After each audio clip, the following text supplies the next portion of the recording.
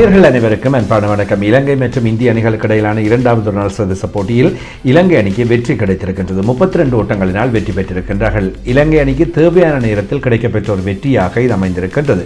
சரித் அசலங்க அணி தலைமை பொறுப்பை ஏற்று அணியில் மாற்றங்கள் செய்யப்பட்டு மீண்டும் அடுத்த கட்டம் நோக்கி நகர்வதற்கான ஒரு முயற்சியில் ஈடுபட்டுக் கொண்டிருக்கின்ற வேளையில் 3 2020 போட்டிகளிலும் தோல்வி. இவ்வாறான நிலைமையில் முதலாவது ஒரு நாள் போட்டி சமநிலையில் நிறைவடைந்தது. வெற்றி ஒன்று தேவை, அப்பொழுதுதான் உத்வேகம் கிடைக்கும். அடுத்த போட்டிகளில் வெற்றி நோக்கி நகர முடியும், ரசிகர்களுக்கும் சந்தோஷத்தன்மை கிடைக்கும்.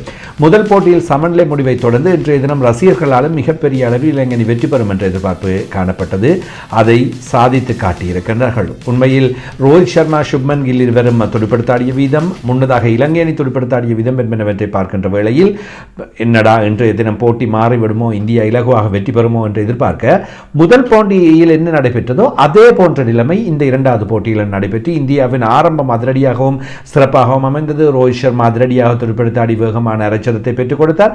ஆனால் மற்றவர்கள் எல்லாரும் சொதப்பினார்கள். இதுவே இன்றைய தினமும் நடந்து போனது. ஜெஃப்ரி வெண்டர்ஸை இன்றைய தினம் ஹீரோவாகினார்.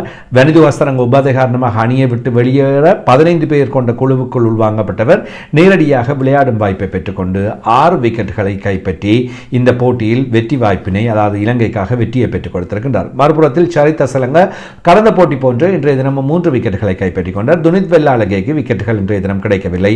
ஆனால் துனித் இன்றைய தினம் துடுப்படுத்தாடி 39 ஓட்டங்களை பெற்றுக் கொண்டமை தொடர்பில் மிக பாராட்ட வேண்டும். என்னை பொறுத்தவரையில் துனித்தை நாங்கள் இன்னும் பின்வரிசை துடுப்பாட்ட வீரராக வைத்திருக்காமல் 4ஆம் இலக்கம் 5ஆம் இலக்கத்துக்குள் முன்னோக்கி கொண்டு வர வேண்டிய தேவை இருக்கின்றது. நின்று நிதானமாக நுட்பத்தை பாவித்து துடுப்படுத்தாடக்கூடிய ஒரு நல்ல துடுப்பாட்ட வீரராக அவர் தென்படுகின்றார். அவருடைய பெற்றுக்கொண்ட ஓட்டங்கள் யாவுமே அண்டர் பிரஷர் என்ற நிலைமையில் பெற்றுக் கொடுக்கப்பட்ட ஓட்டங்கள். அவை அண்டர் பிரஷரில் துடுப்படுத்தாடக்கூடிய ஒரு துடுப்பாட்ட வீரராக இருப்பாராக இருந்தால் அவர் முன்வரிசையில் துடுப்படுத்தாடுவதற்கு நிச்சயமாக ஏற்பானவர் என்பதை கவனத்தில் கொள்ள வேண்டும். இலங்கை அணி 97ஆம் ஆண்டுக்கு பின்னர் ஒரு தொடரை இந்தியாவோடு சமநிலை செய்யக்கூடிய வாய்ப்பு கிடைத்திருக்கின்றது. நிச்சயமான சமநிலை முடிவு தொடர் இல்லாவிட்டால் இலங்கை அணிக்கு வெற்றி, இந்திய அணி தொடரை வெற்றி பெற முடியாது என்பது உறுதியாகி இருக்கின்றது. 97ஆம் ஆண்டு இலங்கைக்கு இந்தியா அணி வந்த வேளையில் இலங்கை அணி தொடர் வெற்றி ஒன்றை பெற்றுக்கொண்டது இந்தியாவுக்கு எதிராக. அதன் பின்னர் தொடர் வெற்றி ஒன்றினை பெறவில்லை. 2 நாடுகளும் மோதிய போட்டியில் அதே வருடம் மீண்டும் இலங்கை அணி இந்தியாவுக்கு சென்றது. அங்கே தொடர் சமநிலையில் நிறைவடைந்தது 1-1. எனவே இப்போதும் அதே மாதிரியான நிலைமை கிடைத்திருக்கின்றது. இந்த இரண்டில் ஒன்று நடைபெறப் போகின்றது.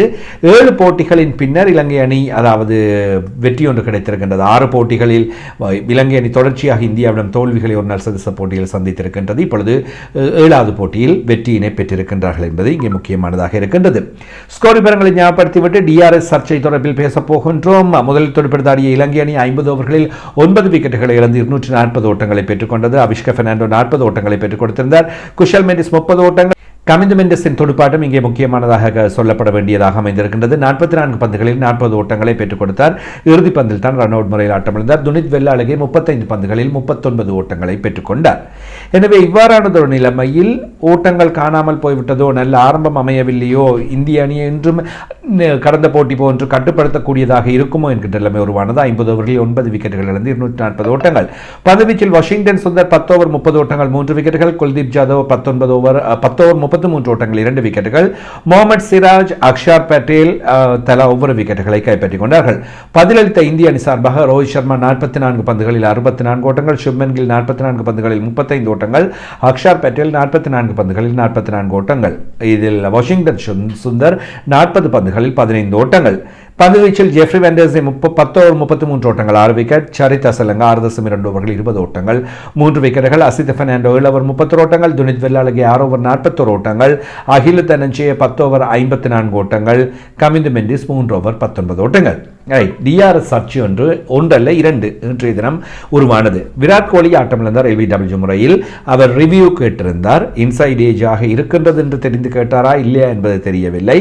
ஆனால் இன்சைட் ஏஜாக நடுவருக்கான 3வது நடுவருக்கான வீடியோ காட்சி காட்டப்பட்டது. பந்துக்கும் பேட்டுக்குமான இடைவெளி ஒன்று தென்படுகின்றது. ஆனால் ஸ்னிக்கோ என்று சொல்லப்படுகின்ற அல்ட்ரா ஆட்சியில் பந்து துடுப்பில் பட்டதாக ஆட்டமிழப்பு வழங்கப்படவில்லை, ஆட்டமிழப்பு இல்லை என்று சொல்லப்பட்டது. இதன் காரணமாக விராட் கோலி தப்பித்துக் கொண்டார். இலங்கை அணிக்கும் இலங்கை அணி வீரர்களுக்கும் மிகப்பெரிய ஏமாற்றமாக அமைந்தது. அதன் பின்னர் அக்ஷர் பட்டேலின் ஆட்டமிழப்பு ஒன்று வழங்கப்படவில்லை. இலங்கை அணி ரிவ்யூ எடுத்துக்கொள்கின்றது. ஆனால் அந்த நேரத்தில் பந்துக்கும் துடுப்புக்குமான இடைவெளி ஒன்று இருப்பதாக பந்து துடுப்பில் பாட்டதாக காட்டப்படுகின்றது. அப்பொழுது பார்க்கின்ற வேளையிலும் இடைவெளி ஒன்று தென்படுகின்றது. ஆனால் இரண்டாவது கால்காப்பில் பந்து தெளிவாக படுவது தென்படுகின்றது. அசித்த பெர்னாண்டோவின் பந்து வீச்சில் இது நடைபெற்றது. எனவே டிஆர்எஸ்ஸில் இவ்வாறான முடிவுகளை மாற்ற முடியுமா? தயாரிப்புகளை செய்வது இந்திய நிறுவனம். பொதுவாக உலகில் நடைபெறுகின்ற சகல விதமான கிரிக்கெட் போட்டிகளுக்கும் அநேகமான தயாரிப்புகளை செய்கின்றது இந்திய நிறுவனம். இங்கே ஐஜிபி என்ற நிறுவனம், உங்களுக்கு தெரியும், லங்கா பிரீமியர் லீக் போட்டிகளை ஏற்பாடு செய்து நடத்துகின்ற ஐஜிபி நிறுவனம் தான் இந்த தொடருக்கான தயாரிப்பு பணிகளையும் செய்து வருகின்றது. எனவே அவர்கள் இவ்வாறான மாற்றங்களை செய்ய முடியுமா? இது ஒரு சர்ச்சையாக இருக்கின்றது. ஆனால் இந்த தொடரில் மாத்திரமல்ல, இந்திய அணி விளையாடுகின்ற ஏற்கனவே விளையாடிய பல தொடர்களிலும் உலகக்கிண்ண மடங்களாக இவ்வாறான சர்ச்சைகள் எழுந்துள்ளன என்பதையும் நாங்கள் ஏற்றுக்கொள்ளாமல் இருக்க முடியாது. எனவே பார்க்கின்ற வேளையில் வித்தியாசம் தென்படுகின்றது. ஆனால் அங்கே மாற்றம் செய்யப்படுகின்றது.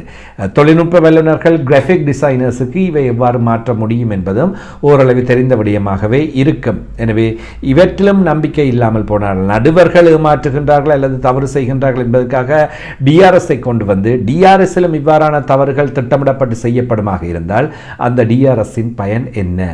உண்மையிலேயே இவ்வாறு இருக்கின்றதா இல்லையா முழுமையாக எங்களாலும் உறுதிபட கூறிவிட முடியாது. விற்பனர்கள் என்ன சொல்கின்றார்கள் என்பதற்காக நாங்கள் பொறுத்திருந்து பார்க்கலாம். என்றும் வளமை போன்ற நிகழ்ச்சியினை தொகுத்து வழங்கி உங்களிடமிருந்து விடைபெற்றுக் கொள்ளும் நான் என்றும் உங்கள் அன்பின் விமல்.